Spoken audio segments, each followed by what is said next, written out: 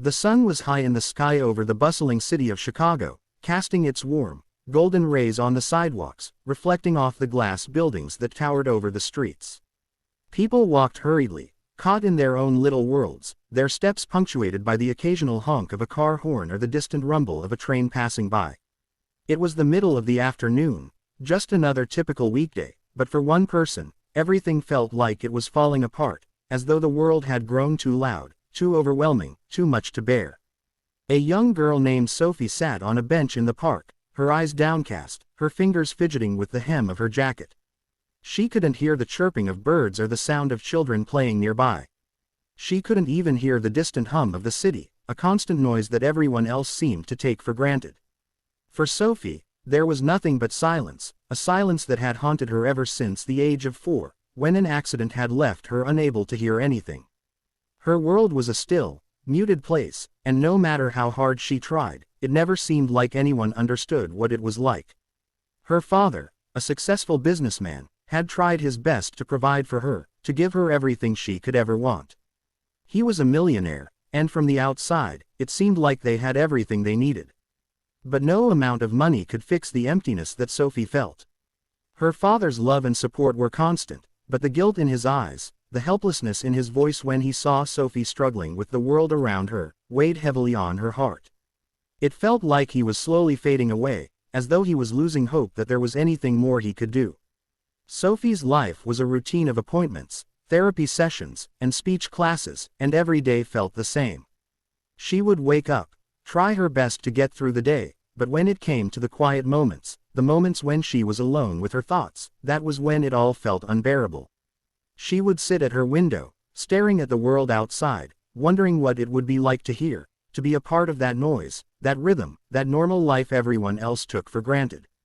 But that was a dream she knew would never come true.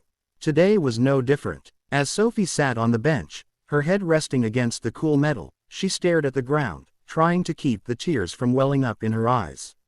She had tried to reach out to her father earlier that morning, to tell him how frustrated she felt, but the words wouldn't come.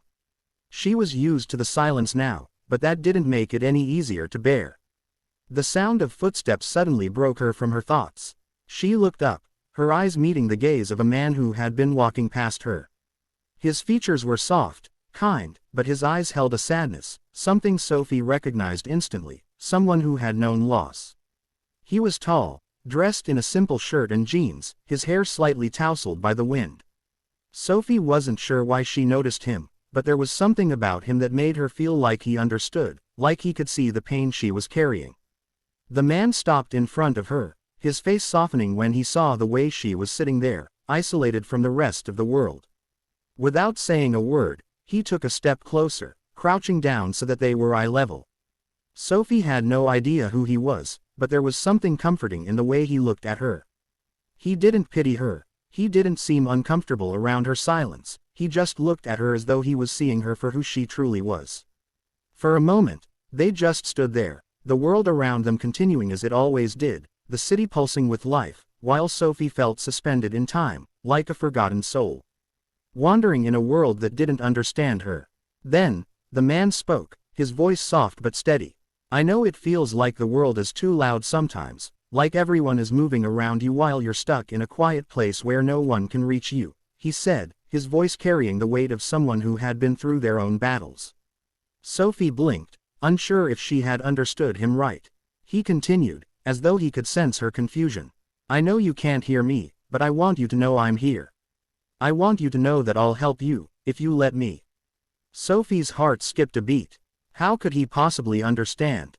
How could anyone understand? The man smiled gently, seeing the disbelief on her face. He gestured to the bench next to her, asking without words if he could sit down. Sophie nodded, her hands clutching the edges of her jacket.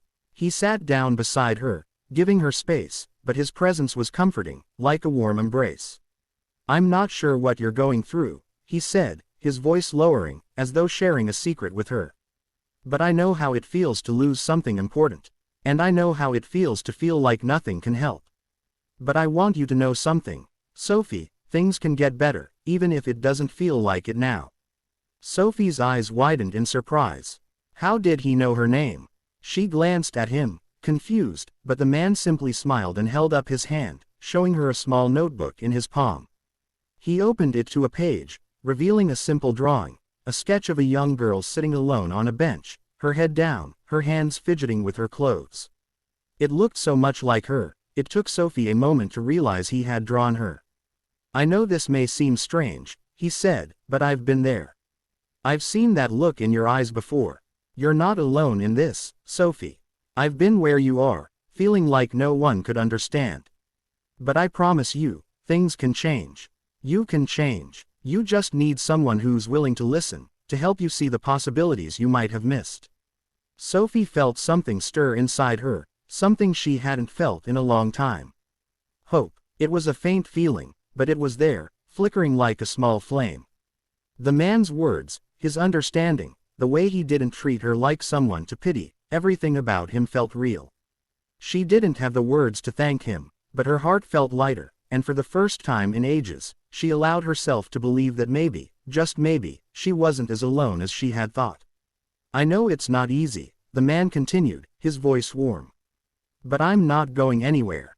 You can take your time, and we'll figure it out together." Sophie couldn't speak, but she smiled, a small, fragile smile that made the man's eyes light up. He reached out and gently tapped her on the shoulder, a silent promise that things would be okay. As the afternoon sun began to dip lower in the sky, casting long shadows across the park, Sophie realized something. She wasn't alone in this world. There were people who cared, who were willing to help, even when it seemed like there was no hope left.